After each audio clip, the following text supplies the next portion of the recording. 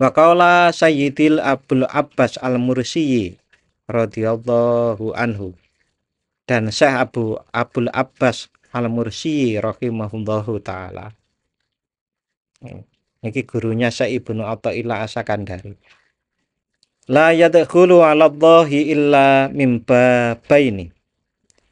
Tidak ada yang masuk ke hadratillah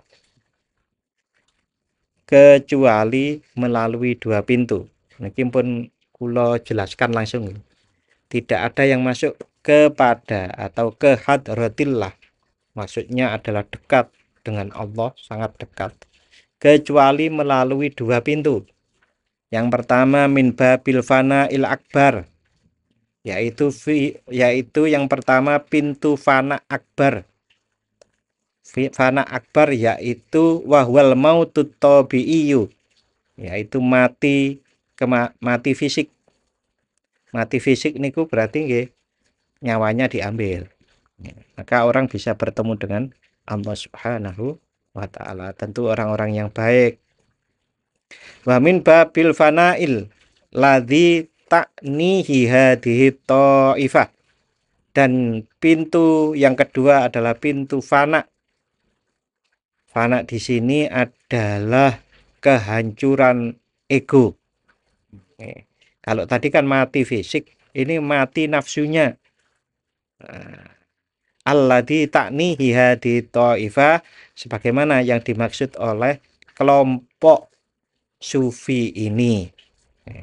Karena Sayyidi Abul Abbas Al-Mursi itu adalah seorang mursyid, penerus dari Syekh Abu Hasan Asyadzili. Jadi ada dua niku nggih. Berarti kalau kita sudah mati fisik kan sudah selesai. Tentu yang mau dimaksud oleh Syekh Abul Abbas Al-Mursi di sini itu adalah bagaimana kita berikhtiar untuk mengendalikan nafsu kita. Wa an Hatim Al-Asham, dan dari Hatim Al-Asham radhiyallahu taala anhu, mudah-mudahan Allah meridhoi beliau.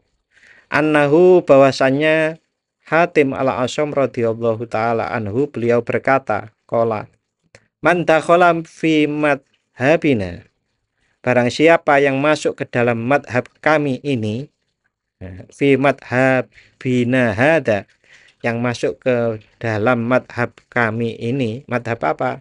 Madhab sufi. Terkenalnya ngoten.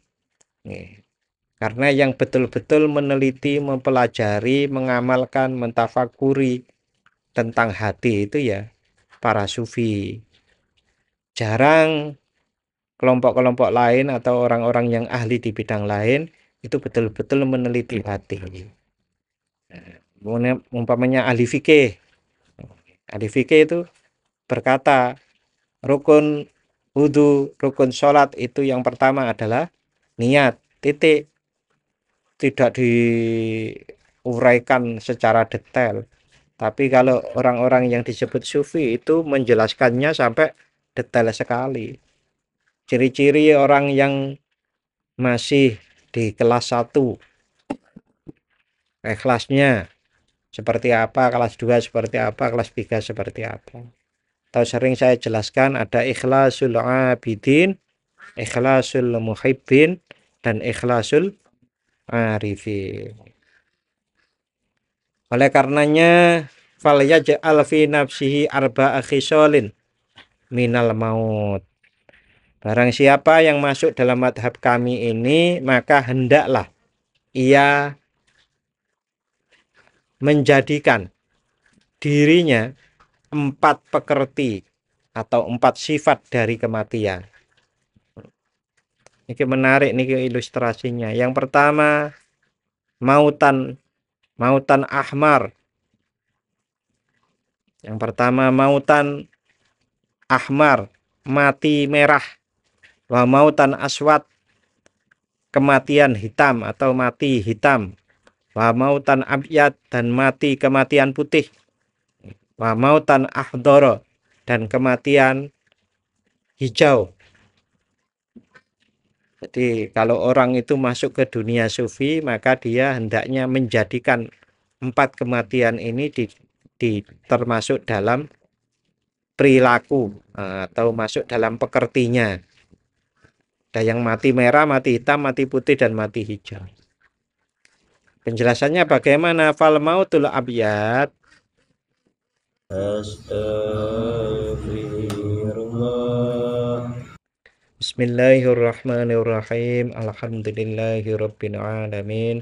Wassalatu wassalamu ala asyrafil anbiya'i wal mursalin. Sayyidina wa maulana Muhammadin wa ala alihi wa ashabihi ajma'in.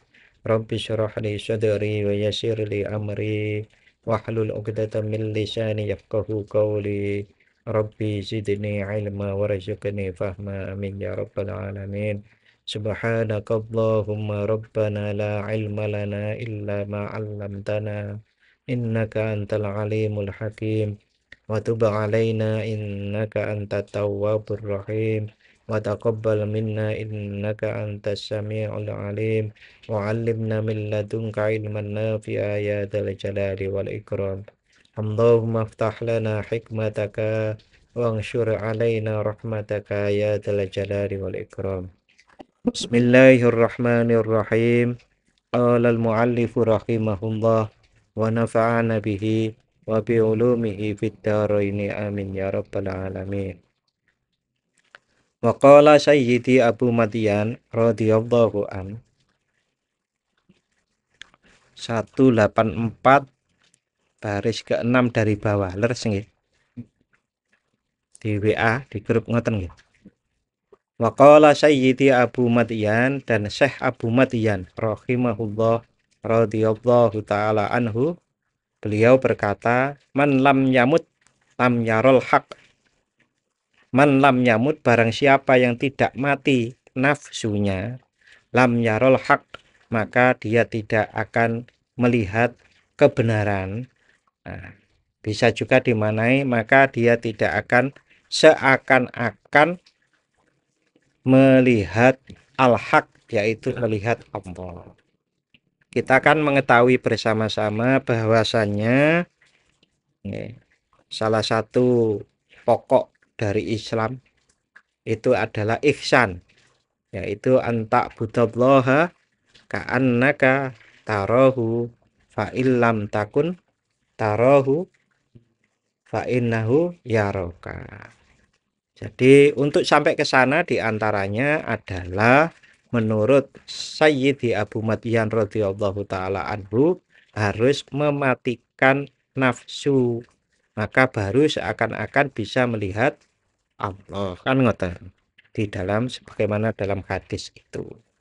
Nah, yang lebih presisi lagi itu adalah barang siapa yang tidak bisa mengendalikan nafsunya, bukan mati ya, mengendalikan nafsunya. Nah, mati itu kan nek dikendalikan enak gitu loh, Pak.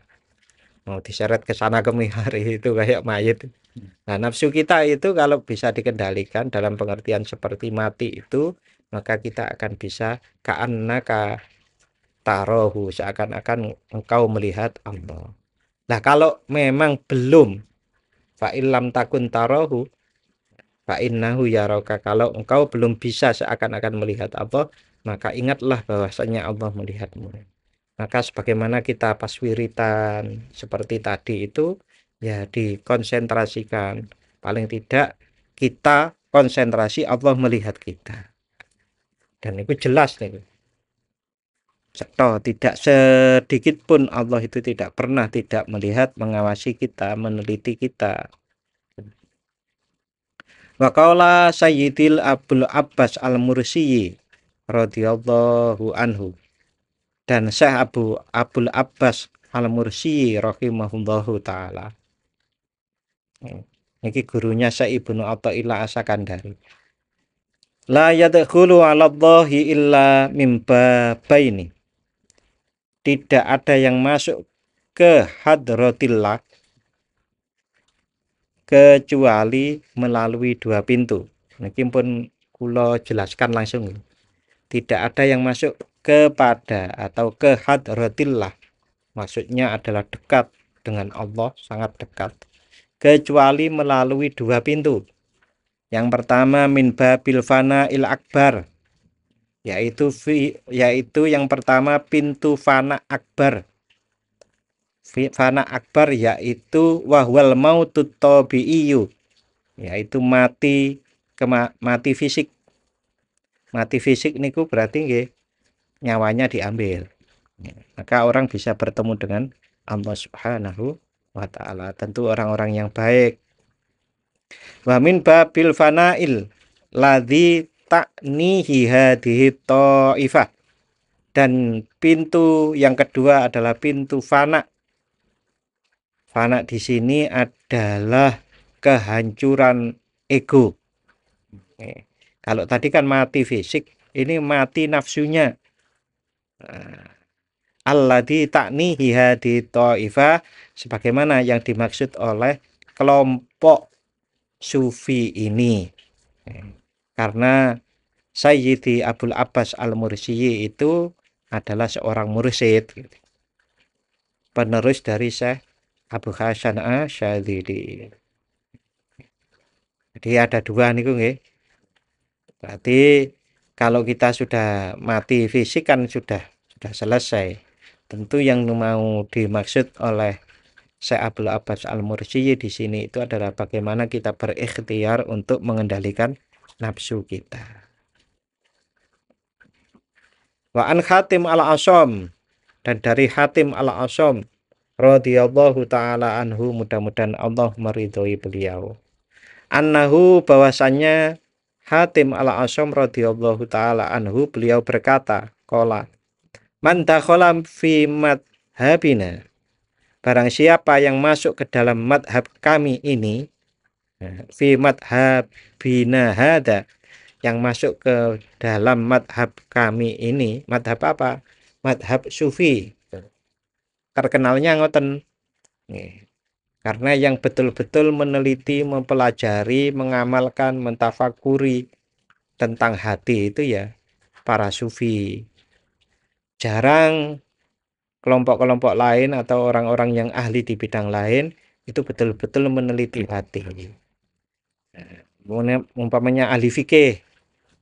Ahli fikih itu berkata rukun wudu, rukun sholat itu yang pertama adalah niat, titik. Tidak diuraikan secara detail. Tapi kalau orang-orang yang disebut sufi itu menjelaskannya sampai detail sekali. Ciri-ciri orang yang masih di kelas 1,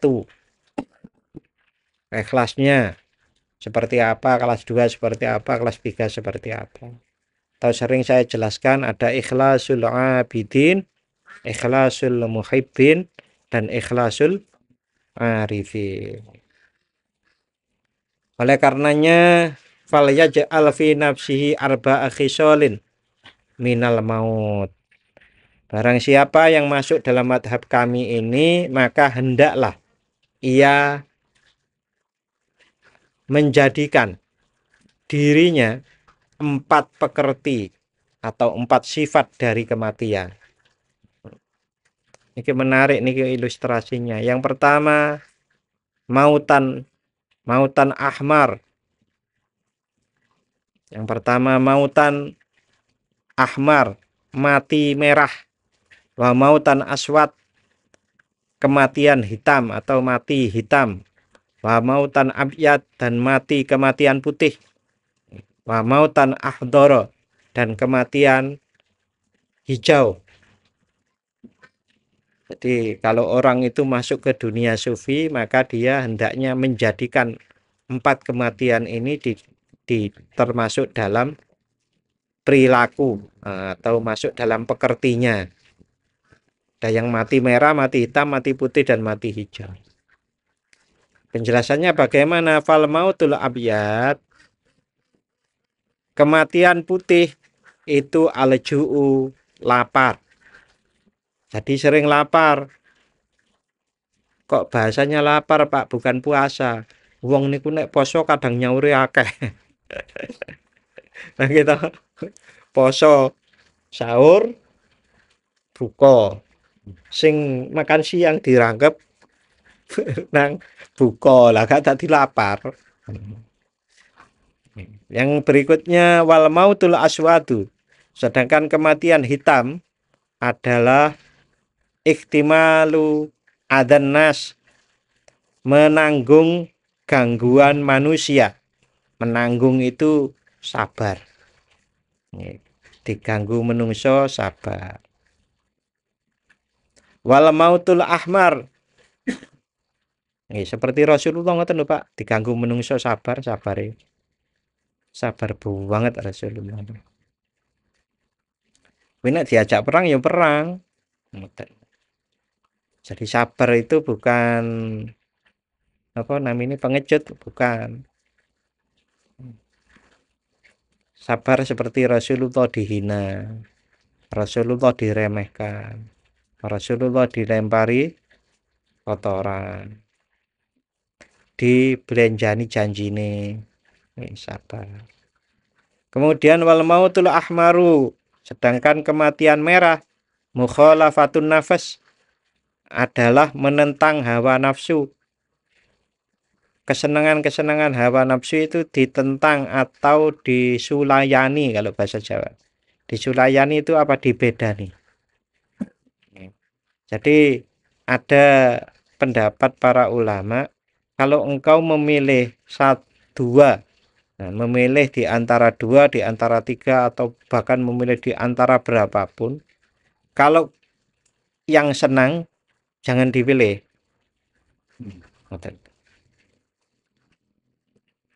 Kok sing seneng malah mboten dipilih? Lah seneng niku adalah memuaskan nafsu biasanya.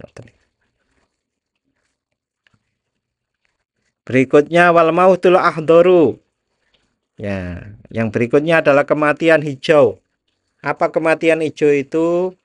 Tarhur riqa'i, menumpuk tambalan pakaian ba'diha ala ba'din, antara satu di atas yang lain. Jadi ditambal-tambal bajunya. Pun mboten enten nek jaman sakniki. Niku menurut Hatim al-Asyam. Karena apa? Karena hal-hal yang disampaikan tadi, 4 kematian itu adalah yang melatih nafsu kita untuk bisa dikendalikan. Orang itu kalau kenyang biasanya mau mengendalikan nafsunya agak susah. Orang niku nek duwe pakaian nih tembelan-tembelan niku arep kung niku ora iso. Arep nyombong ora iso. Lah, maka intinya hal seperti itu. Malah kok kemudian pakaian tambalan malah sombong. Nah, malah kebalik. Jadi kita harus hakikinya itu apa yang kita lihat. Seperti tadi itu bukan puasanya tapi laparnya. Dan bahkan sekarang sudah banyak yang menggunakan rumus-rumus untuk diet. 12 jam apa 8 jam puasa emiten. Apa itu Pak Dwi? Semacam-macam lah. Karena memang kalau perut itu lebih dari 12 atau 14 jam tidak terisi, maka dia akan memakan yang jelek-jelek di perut itu. Berikutnya waqala Sahal bin Abdillah At-Tustari radhiyallahu taala anhu. Beliau berkata, lin nafsi sirrun. Nafsu itu memiliki rahasia. Ma dhahara dzalika sirru ala ahadin. Yang rahasia itu tidak pernah tampak pada seorang pun. Min khalqihi, dari makhluk Allah, illa alal fir'aun, kecuali pada Fir'aun. Faqala, maka Fir'aun berkata, Hana rabbukumul a'la, akulah Tuhanmu yang paling tinggi. Itu perkataan Fir'aun dalam Al-Quran, diceritakan seperti itu. Setiap manusia itu mempunyai nafsu. Nafsu itu rahasianya adalah merasa paling tinggi. Niku nafsu. Nafsu setiap orang niku pasti merasa lebih baik daripada orang lain. Nek ketok ora lebih baik daripada orang lain lho, cari alasan ben ketok tetep luwih apik. Biasane wong ngoten iki. Cuma nggih, Itu yang enggak kelihatan. Yang paling kelihatan hanya ada pada Fir'aun. Karena manusia-manusia yang lain, apalagi manusia muslim mukmin, hendaknya malah mengendalikan itu. Karena itu adalah ciri dari iblis diantaranya, kesombongan seperti itu. Walaha sab'atu hujubin samawiyatin. Dan nafas atau nafsu itu memiliki 7 hijab. 7 hijab yang samawi. Yang samawi itu samawi sama kalau dimaknai bangsa langit. Jadi jiwa itu atau nafsu itu memiliki 7 hijab penghalang surgawi. Nek wong saiki ngomong ngono. Wa sab'atu hujubin ardiyatin dan 7 hijab duniawi. Fakullama yadfinul abdu nafsah. Maka setiap kali seorang hamba menguburkan nafsunya di bumi, nafsunya ardon di bumi,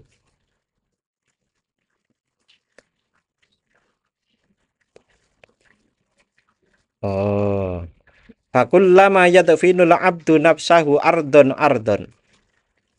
Tatkala seorang hamba menguburkan nafsunya di bumi demi bumi, dari bumi ke bumi, dari ke bumi, maksudnya lapis demi lapis, semakin ditenggelamkan nafsunya itu. Sama kolbuhu samaan, hatinya akan naik ke langit demi langit. Naik langit pertama, langit kedua, ketiga, dan seterusnya gitu. Semakin dalam seseorang itu menenggelamkan nafsunya, maka semakin tinggi hatinya. Fa'idha tufinat nafsu, fa'idha tufinatin nafsu, dan apabila nafsu dikuburkan di tahtas sarok, di bawah tanah, wasolal qalbu ilal ars, maka hati akan sampai kepada ars. Yakni idza khalafaha wa faroqaha, yaitu ketika seseorang menentang nafsu dan meninggalkannya. Si intinya niku nek pingin cedak nang Gusti Allah, nafsunya harus ditentang. Keinginan untuk seneng-seneng itu diminimalisir. Senengnya diganti. Seneng nopo? Seneng ridhone Gusti Allah. Seneng rahmati Allah. Kemudian yang populer, Pak, berarti mboten kantuk sugih. Sapa sing ora oleh ngomong ora oleh sugih? Wong Nabi Sulaiman nggih sugih, ngoten. Tapi nggih nabi. Jadi yang diberangkatkan itu adalah perintah Allah. Yang ditinggalkan kesenangan-kesenangan nafsu. Ya, sekali lagi bukan bentuk. Ada orang yang tidak kaya saja belum tentu nafsunya bisa dikendalikan kok. Gitu? Artinya ini adalah bentuk-bentuk. Bentuk-bentuk ini mengandung hakikat-hakikat. Hakikat-hakikatnya seperti itu. Cuma kalau ditanyakan apakah kebanyakan orang seperti itu? Jawabannya iya. Jawabannya iya. Jadi kayak tadi itu umpamanya, nek wong sugih itu biasanya memang sombong. Sering-sering sombong, dituturi angeh. Sugih. Biasanya ya sekali lagi, sing sugih aja nesu nang aku loh. Wasabilul murid ilal wusul ila mautin nafsi. Dan jalan seseorang murid untuk mencapai kematian nafsunya, innama yakunu bitaqdimil iftikor, adalah dengan mendahulukan kerendahan hati. waltijai, dan memohon perlindungan, warrogbati ila maulahu, dan senang berharap kepada Allah, fi ayyu'inahu, agar Allah membantunya, wa yukawwiyahu, dan menguatkannya, ala amri nafsihi, terkait urusan nafsunya, wa yusahhila alaihi tariqa sulukihi, serta mempermudah jalannya menuju kesempurnaan, menuju suluknya atau perjalanan menuju Allah. Ini teliti banget ini.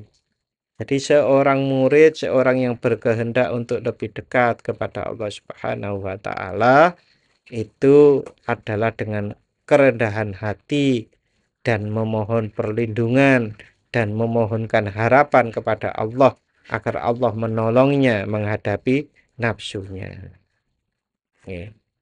Niki telitine pripun? Gak iso, Pak. Gak iso seseorang itu mau mendekatkan diri kepada Allah kecuali Allah menolongnya. Nah, cara di ikhtiarnya dengan cara mengalahkan atau menundukkan nafsu itu. Tapi itu pun nggak bisa kecuali Allah menolong. Praktisnya apa yang kita lakukan? Bersungguh-sungguhlah berikhtiar untuk menundukkan nafsu kita. Nggih, ngeten, Pak. Nek masih terasa abstrak, realnya ngeten. Nek seneng-seneng sampai ninggalke salat. Niku kan parah banget, Pak. Nah, berarti kan kesenengannya sampai ninggal salat. Saking senenge karo duit gak bayar zakat. Niku sing kewiri banget loh, Pak. Nanti kalau ditarik lebih kanan, nanti sampai seperti diceritakan pas malam Jumat kemarin. Koyok sahabat Abu Bakar As-Siddiq. Niku nek infak diparingaken Rasulullah itu semuanya berangkat perang. Dengan kudanya, untanya, hartanya dipakai untuk biaya jihad. Sahabat Umar separuh kan gitu. Niku sing paling kanan, sing paling kiri wau zakat ae gak gelem ngoten lho. Nah, tengah-tengah niki jenengan pikirkan sendiri. Mesti wakeh dan itu kontekstual. Kontekstual terhadap diri kita masing-masing.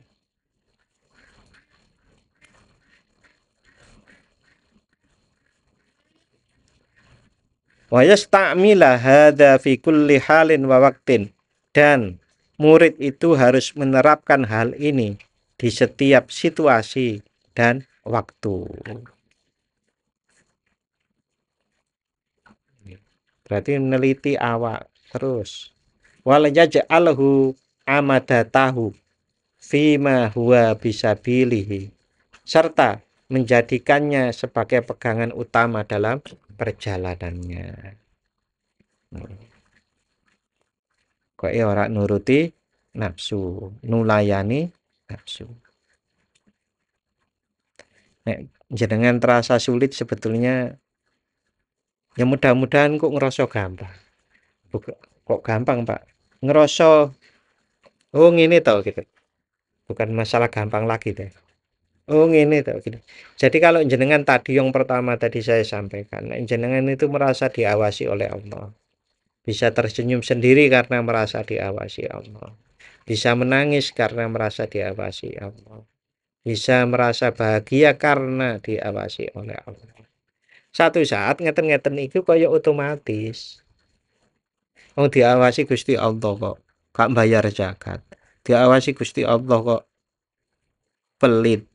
Diawasi Gusti Allah kok ora salat. Diawasi Gusti Allah kok nyicip-nyicip angker. Nek dhisik jaman aku cilik ana angker bir. Saiki sik ana ora? Wis mungkin wis gak ana ya. Kuno. Nah, kayak seperti itu. Diawasi Gusti Allah kok nempeleng orang. Ya macam-macam lah itu seperti itu. Akan nanti itu akan terasa bahwasannya kok wangil ya Pak, nggak ada pikiran seperti itu gitu. Ya karena wis diawasi Gusti Allah itu. Wong jatuh cinta kepada Allah namanya. Karena merasa diawasi oleh Allah dan semakin paham betapa Allah Subhanahu wa taala itu Maha Rahman, Maha Rahim, Maha Bijak, Maha Indah juga. Kita jatuh cinta. Maka yang berat itu jadi tidak berat. Tapi memang kalau baru dengar teorinya saja, oh ya, betul apa itu. Nanti akan tidak terasa berat. Sebagaimana kita mungkin pada waktu ngejar-ngejar kekasih kita dulu, istri kita dulu itu, wah, sampai 100 kilo aja kita jalani, ya kan? Gak ada motor aja nyile-nyile, kan gitu umpamanya begitu berat. Gak duit-duit, wae dia neng-neng ki umpamanya gitu. Ya sama seperti itu.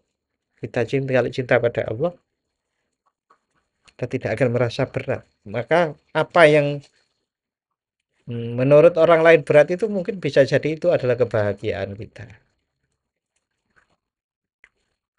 Ya. Maka takut dama min kalamil muallif rahimahullah ma tawaqqafa matlabun anta talibuhu bi rabbika. Maka takut dama min kalamil muallif, dan ini sudah diungkapkan oleh pengarang kitab rahimahullah sebelumnya, yaitu matawaqqafa matlabun anta talibuhu bi rabbika. Tidak ada permohonan yang engkau cari yang tertunda jika engkau meminta kepada Tuhanmu. Tidak ada permintaan yang engkau minta kepada Allah yang tertunda jika engkau meminta kepada Tuhanmu. Nah, ini perlu penjelasan panjang. Intinya ngeten, wong niku nek ndonga, Pak, gak ono kata telat sebetulnya. Sebetulnya mesti dikabulkan. Nah, beberapa hal terkait dengan hal ini ada syarat dan ketentuan yang berlaku. Yang pertama, permohonan doa yang benar-benar dibangun, didasari ketawakalan kepada Allah. Doa yang didasari rasa tawakal kepada Allah. Keyakinan bahwa Allah lah yang maha bijak, yang maha pengatur, serta lepas dari ketergantungan pada makhluk, pasti akan dikabulkan. Syaratnya satu, tawakal. Yakin Allah maha bijak dengan pengaturannya dan lepas dari ketergantungan kepada makhluk. Pasti dikabulkan. Pun bila kita merasa kok ada keterlambatan, saya bilang, kok kita merasa ada keterlambatan pengabulan doa, bisa jadi maknanya Allah menunda pengabulan doanya di waktu yang tepat. Kita minta motor, namanya begitu, ditunda. Mengapa kok ditunda? Anak kita masih kecil, nggak nyoba-nyoba motor bahaya, umumnya begitu. Yang kedua, atau Allah akan menggantinya dengan yang lebih baik. Kita jalui motor ditunda untuk kayak mobil sisa, umumnya begitu. Yang ketiga, Allah menyimpannya sebagai tabungan pahala di akhirat. Jadi berdoa dengan syarat dan ketentuan yang berlaku tadi gak ono rugine. Makanya moco wiritan kayak seperti tadi itu, kalau dibangun atas tawakal kepada Allah, yakin kepada Allah, Allah maha bijaksana, maha pengatur, dan terlepas dari ketergantungan kepada selain Allah, maka gak ono rugine. Dungo sak dungo.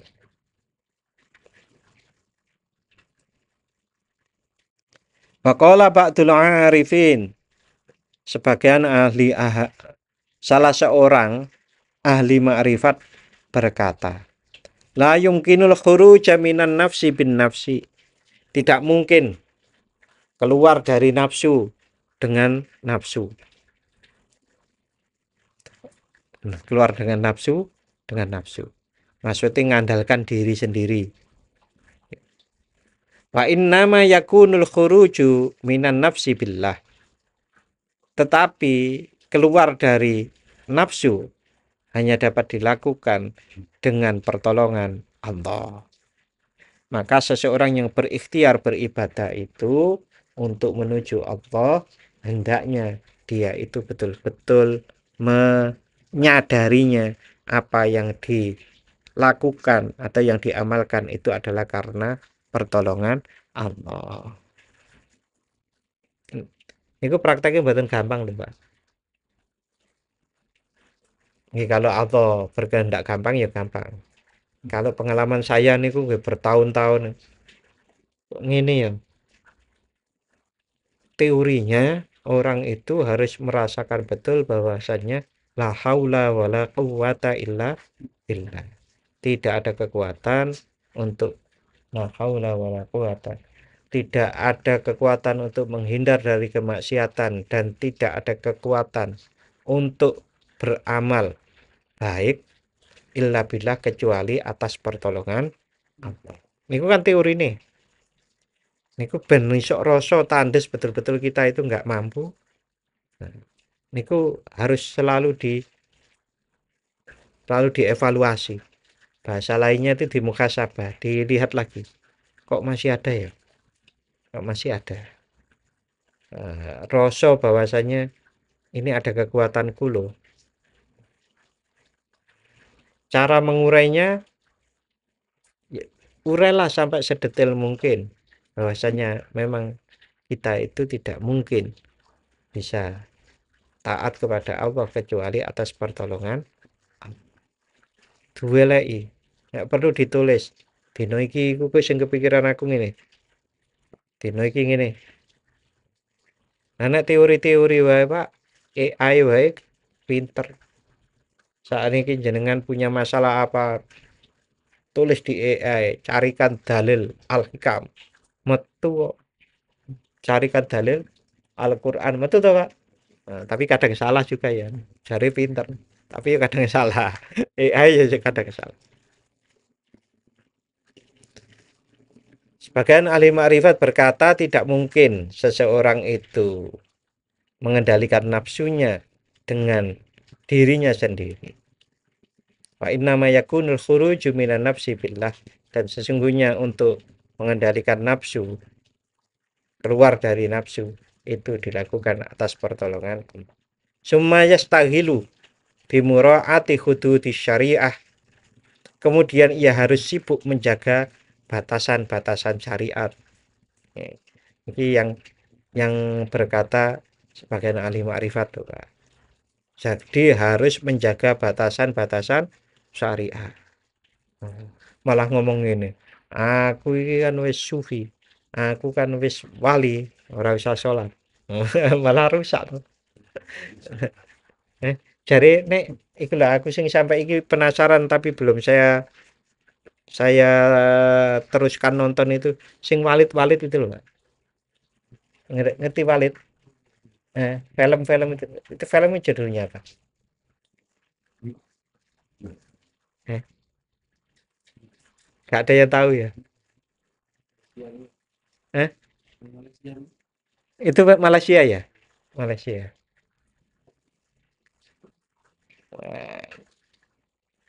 Summa yastahilu bimura'ati hududi syariah.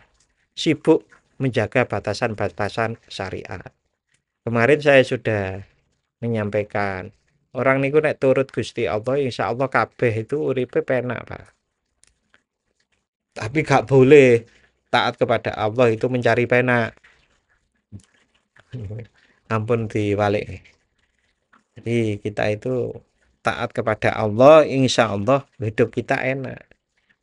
Saya menjelaskan bahkan sampai kalau seseorang niku sejak kecil dia itu tahu bahwasannya sujud, cara meletakkan kaki betul-betul dijaga, kaki jari-jarinya dijejakkan, kan ngoten nek sujud toh, dijejakkan gitu. Itu kan ternyata ada hubungannya dengan urat-urat toh, Pak. Nah, saiki mawon nek instruktur senam itu juga ngajari ngoten to. Nek perlu nek ilmu Cina kala-kala mlaku iku jinjit. Anu ngoten to. Ben sehat jarine. Nggih. Selain menjaga batasan-batasan syariat juga wat thoriqati dan batasan-batasan torekoh fi dzahirihi wa batinihi, baik dalam lahir dan batinnya. Wal wat tazami adabi hima, serta berkomitmen menetapi wal tizami adabiha, komitmen atau menetapi adab-adab syariat dan adab tarekat. Walikulli abdin amalun makhsusun, dan setiap hamba memiliki amal tertentu yang khusus. Yaqtadi la mahalata hukman makhsusan, yang pasti mengharuskan hukum tertentu. Yaqumu bihaqqihi, yang sesuai dengan haknya. Jadi setiap hamba itu memiliki amal tertentu yang pasti mengharuskan hukum tertentu yang sesuai dengan haknya. Wa dzalika mukhtalifun bi ikhtilafi ahwalin nas, dan itu berbeda-beda sesuai dengan perbedaan keadaan manusia. Jadi gampangane ngeten, nek wong amal ibadahe itu adalah dengan bekerja, nggih. Yo ojo kon wiritan terus nang jero masjid. Nah, sing kerja sapa? Jadi amal ibadahnya adalah dengan bekerja. Jadi bekerja itu diniati taat kepada Allah. Niku diantaranya. Manusia niku amale beda-beda.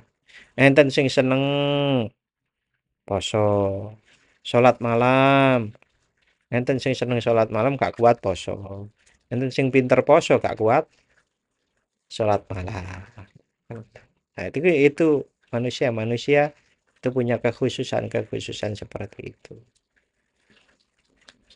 Faharokatul abdi wa sakanatuhu, maka gerak-gerik hamba,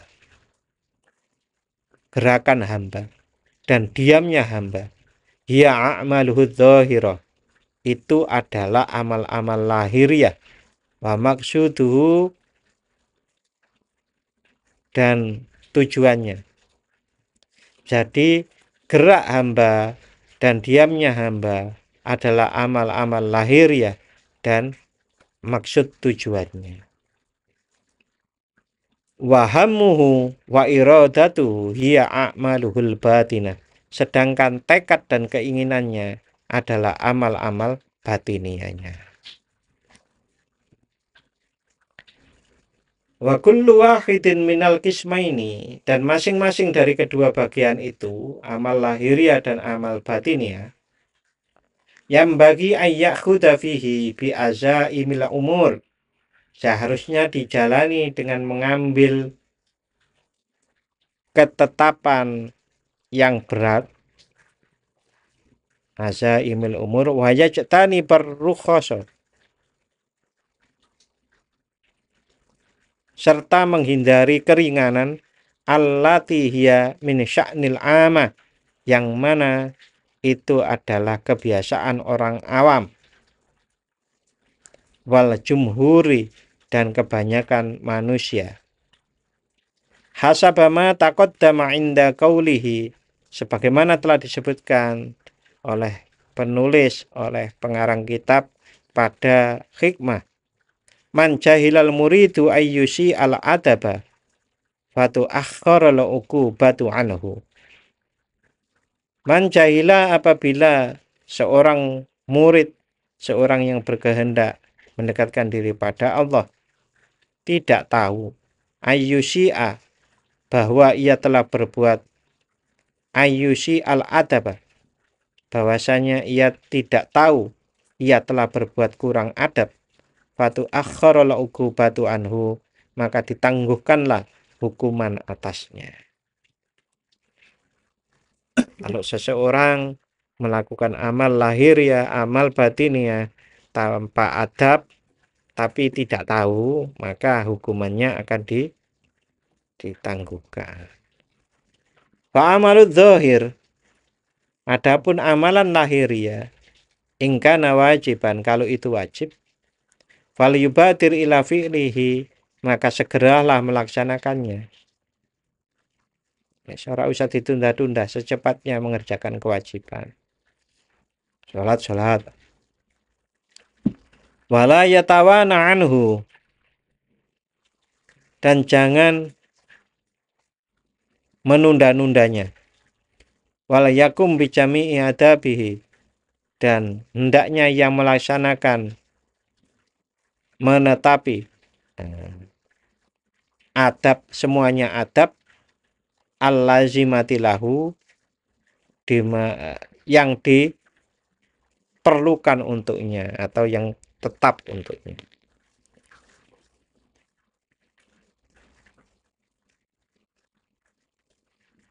Wayal tahiku bidzalik, dan hal ini juga berlaku makana manduban untuk amal sunnah,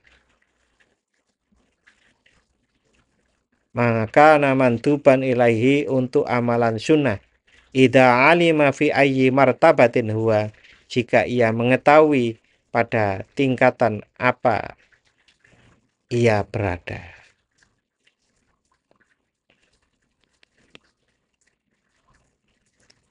Wa innama istarodna, kami mensyaratkan hal ini. Wa innama istarodna hada syarto,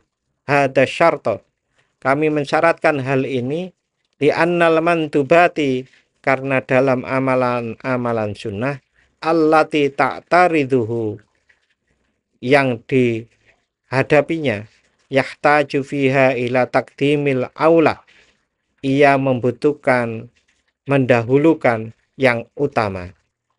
Fal aula, kemudian yang utama berikutnya. Wal ahama, dan yang fal ahama minha, kemudian yang lebih penting. Niki kalau dalam dunia fikih disebut fikih prioritas. Mau dengar adzan, sholat di awal waktu, pas jenengan berangkat ke masjid, ono kecelakaan, untuk bilang ya umpamanya begitu, ono kecelakaan, tetap menuju masjid untuk sholat awal waktu atau menolong orang yang jatuh.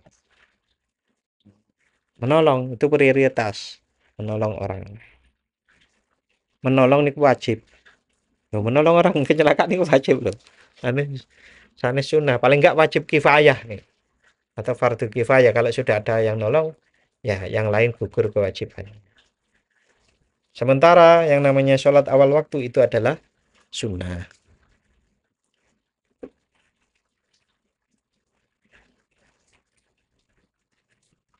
Prioritas. Banyak hal nggih, prioritas tidak hanya seperti yang saya contohkan, tapi banyak hal.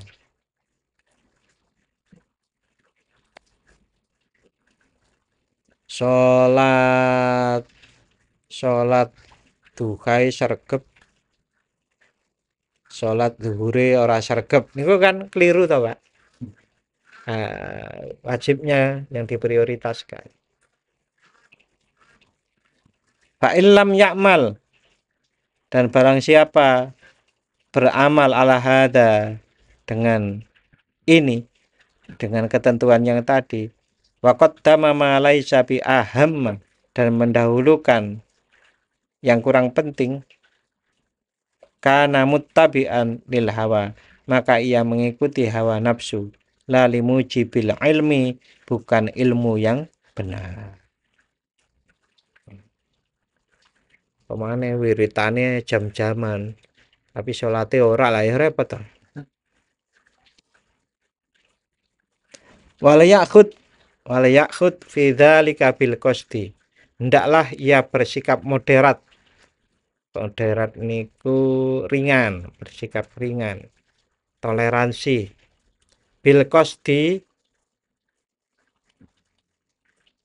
min ghairi ifratin, Wal ya'khud fi dzalika bil qasdi min ghairi ifratin, hendaklah ia bersikap moderat, toleran dalam hal ini tanpa berlebihan, wala huluwin, tanpa meremehkan, wala takswirin, dan tanpa kelalaian. Nah, fi hadis Aisyah yang tadi dijelaskan itu seperti tadi. Itu pun hendaknya juga toleran, tapi jangan berlebihan. Ono sing penting itu adalah yang wajib, di bawahnya, di bawahnya, di bawahnya. Nah, seakan-akan itu tidak ada waktu, kecuali kita itu punya beban. Nah, itu nggih kurang sae. Sing toleran, sing ringan kita ini. Engko sholat ya waktunya sholat ya sholat. Engko nek gak sholatnya apa wiritan. Bukan, nek gak sholatnya apa, Pak? Nggih maksiat ya orang ngono kan begitu. Nah, sebagaimana dalam hadis wa fi hadis yang Aisyah radhiyallahu taala anha, sebagaimana dalam hadis yang diriwayatkan oleh Ummul Mukminin Aisyah radhiyallahu taala anha.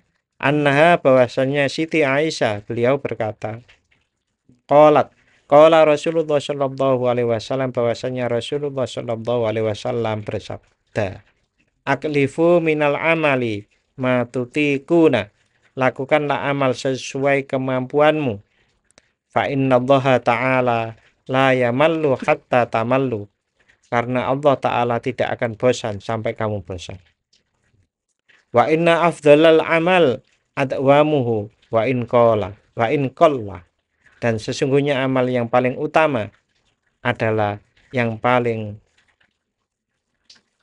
istiqomah dilakukan, paling rutin dilakukan, wa in qalla, meskipun sedikit. Tiap habis maghrib disempatkan sholat 2 rakaat. Pak, mau 2 rakaat atau sidik. Nah, nek kan lebih baik itu tadi sidik tapi terus. Bagus lagi nek umpamanya akeh terus. Akeh terus. Itu nanti sebutannya enggak akeh. Bagi orang lain banyak, tapi bagi dia bukan banyak. Pokoknya orang yang tiap hari sudah baca sholawat umpamanya 100 kali. Ya. Itu kan bagi orang yang nggak pernah kan banyak.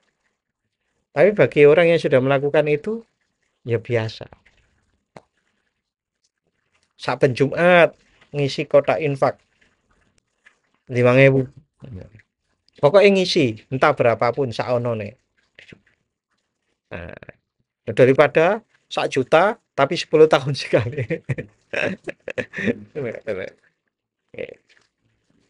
Ini hadis yang sangat terkenal. Berikutnya wa an Abi Hurairah radhiyallahu taala anhu.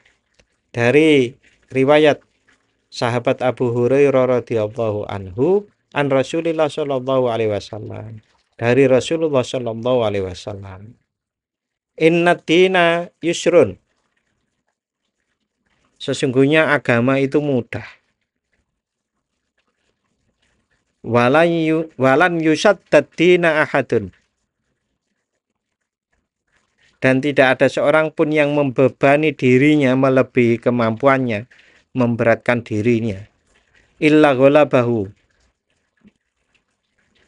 kecuali ia akan dikalahkan olehnya, dikalahkan oleh agama.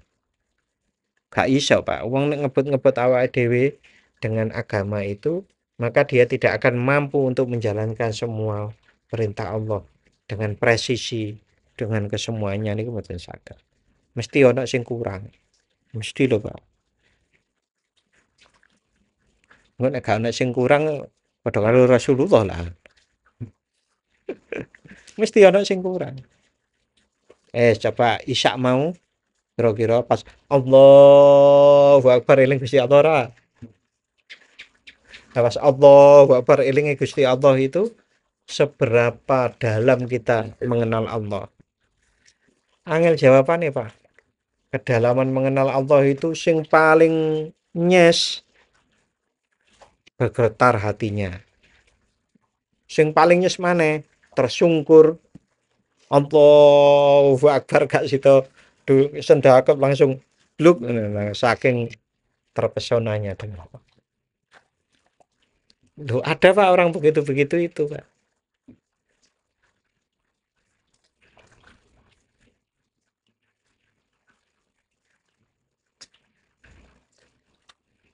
Berarti masih ada kekurangan. Fasaddadu wa qarabu wa absyiru. Oleh karena itu bersikaplah lurus. Lurus itu enggak ekstrim. Ekstrim kanan maupun ekstrim kiri. Ekstrim kiri ini ku apa? Ya wis bola-bali maksiat. Ekstrim kanan ini apa? Wis pokoknya gak apa ibadahnya keterlaluan. Ibadahnya keterlaluan itu terlalu banyak. Sampai-sampai kan di dalam satu hadis Rasulullah saja melarang tak orang puasa terus. Rasulullah juga orang melarang wong itu sholat wengi terus tiap malam. Nah, terus bojone istrinya gak kepakean. Kan itu ibadah juga toh. Nah, hal-hal seperti itu harus diperhatikan. Waqarabu berusahalah mendekati kesempurnaan. Wa basyiru dan bergembiralah. Bergembiralah di sini diantaranya kalau jenengan itu atau kita semuanya istiqai hidayah Islam, alhamdulillah. Dikai bojo istri maupun ya, istri yang baik, dikasih tempat tinggal yang baik, dikasih teman-teman yang baik, alhamdulillah. Kemana-mana alhamdulillah, alhamdulillah, alhamdulillah. Itu bergembiralah dengan rahmat Allah pertolongan. Niki penjelasan hadis niki nggih arep dipanjang-panjangke nggih saged, sithik mawon nggih saged. Nggih. Insyaallah besok minggu depan kita ulang wa'an Abi Hurairah radhiyallahu taala anhu ini ya untuk kita jelaskan lebih panjang lagi. Nggih, khawatir kan ngeten to. Inna dina yusrun. Agama itu mudah, wis mudah lah kan. Engko kebablasan. Dadi gampang ki. Lah nanti besok insyaallah minggu depan akan kita jelaskan lebih panjang lagi dari Ibnu Hajar Al-Asqalani yang memberikan syarah dari hadis ini. Untuk malam hari ini mari kita tutup dengan membaca doa Bismillahirrahmanirrahim. Allahumma inni astaudiuka ma 'allamtanihi farduhu ilayya 'inda hajati ilaihi wa la tunsinihi ya rabbal alamin. Matur nuwun dan mohon maaf apabila ada khilaf. Semoga bermanfaat bagi kehidupan dunia akhirat kita. Amin ya rabbal alamin. Wassalamualaikum warahmatullahi wabarakatuh.